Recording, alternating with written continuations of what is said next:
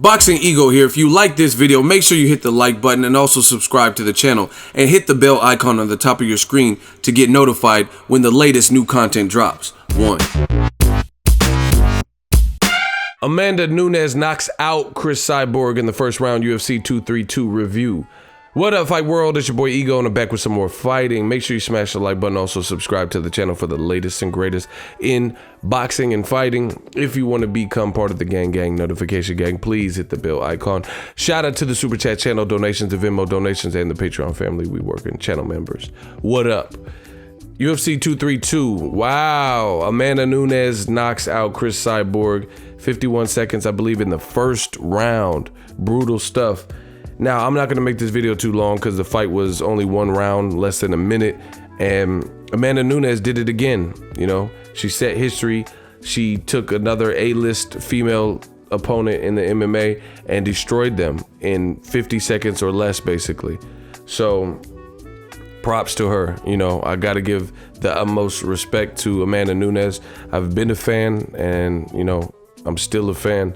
That was a very good performance, and it showed that she's the baddest woman on the planet in female combat sports, at least as it relates to MMA. You know, this was some good stuff, and this probably brought a lot of excitement. You know, it's not much to break down, but Cris Cyborg had a hell of a run. You know, this was impressive for Nunez because Cris Cyborg hasn't lost since like 2005. So she had like a 13-year reign where she hadn't had an MMA loss. And Amanda Nunes just destroyed her in the first round. And people feared Cris Cyborg. You know, Ronda Rousey, everybody knows the story, what happened. Wanted no parts of Cris Cyborg. And Amanda Nunes was requesting this. And they're both from Brazil, you know. So she could have used that. Amanda Nunes could have used that as like, you know, a catalyst to never fight Cris Cyborg. Like, I'm not fighting, you know, my fellow countrywoman or whatnot. But this was a very good performance by the Lioness. She showed she's a real deal, got a knockout. The biggest thing for Cris Cyborg is Cris Cyborg has power, but she's slower than Amanda Nunes. And I've always rated Amanda Nunes' striking. And I thought Ronda Rousey had a dumb game plan versus Nunez, especially Ronda Rousey, because I don't think she has hands like that, you know. And she just kind of came at her on some stand-up shit when she should have been trying to use her judo, which she went to the Olympics for, right? And Ronda Rousey got pieced up, especially coming after a long layoff. But Amanda Nunes she's catching bodies right now. She has real notable names at this point. Right? She fought Ronda Rousey, pieced her up. Miesha Tate stopped all of them. Now Cris Cyborg. And, you know, fights like this, it lends credence to, you know, other performers. Like Valentina is tough. Valentina is tough because she didn't get knocked out like this by Amanda Nunes, who clearly has power. Amanda Nunes moved up for this fight, and she still did that. I think the biggest mistake that Cris Cyborg made was far too aggressive. She was far too aggressive against someone who could box better than her. And we've seen this kind of, if you guys looked at the, you know, if you appreciate boxing and you watch Clarissa Shields, 2-time Olympic gold medalist, versus Cris Cyborg. They were sparring. I believe they had headgear, but I don't remember if it was headgear or not, but it was sparring, so they probably did, you know. And Clarissa Shields was piecing up Cris Cyborg as well. And it just so happens you can't, you know, get overzealous with someone who has faster hands than you with power like Amanda Nunes, even though she was moving up. Amanda Nunes she's bad news if she starts getting into a rhythm.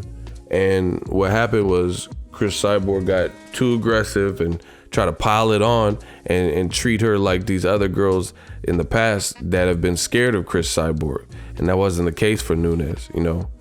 So she got caught. She got caught with the real short hook on the chin and then dropped down. Her knees just buckled and she, you know, disconnected for a second. Now, I mean, she didn't disconnect like she was knocked out, but, you know, she had no control of her functionality of her legs. You know, it just boop.